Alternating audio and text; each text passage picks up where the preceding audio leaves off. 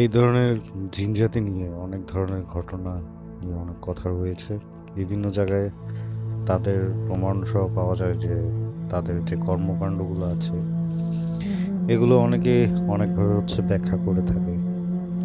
কেউ সত্যি কিছু ঘটনা বলে, আবার কেউ মিথ্যে কিছু বানিয়ে বানোয়াট টাইপের কিছু ঘটনা বলে থাকে।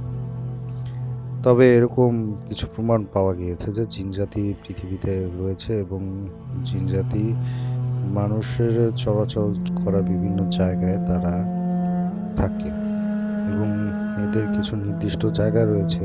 এই ধরনের জায়গাগুলোতে জিন জাতিদের দেখা পাওয়া যায়। তবে এই জিন জাতিদের বিভিন্ন ধরনের সাধনা রয়েছে। এদের সাধনার মাধ্যমে পৃথিবীতে ওয়েলকাম করা হয়।